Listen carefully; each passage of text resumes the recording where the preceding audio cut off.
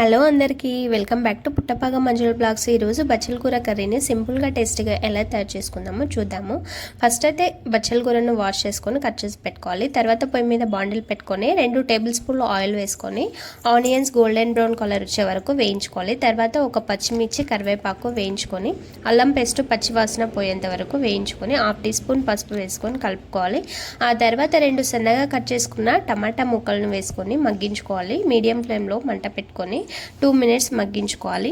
వీడియోని చూసేవాళ్ళు ఛానల్ని సబ్స్క్రైబ్ చేసుకొని వీడియోకి లైక్ చేయండి. మీ ఫ్రెండ్స్ అండ్ ఫ్యామిలీకి కూడా షేర్ చేయండి. వాళ్ళకి ఏదైనా యూజ్ అనిపిస్తే సబ్స్క్రైబ్ చేసుకోమని చెప్పండి.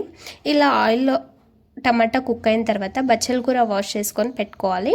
ఆ తర్వాత ఇందులోకి కొంచెం టేస్టీగా ఉండడానికి మినపప్పు లేదా పెసరపప్పు వేసుకొని కారం ఉప్పు కొంచెం ధనియాల పొడి వేసుకొని కలుపుకొని మంటను మీడియం ఫ్లేమ్లో పెట్టుకొని 5 మినిట్స్ కుక్ చేసుకుంటే ఆయిల్ పైకి తేలి కుక్ అవుతుంది. ఆ తర్వాత కొంచెం గరం మసాలా వేసుకొని ఒక 2 మినిట్స్ కుక్ చేసుకున్నారంటే కర్రీ అంతా రెడీ అయిపోతుంది.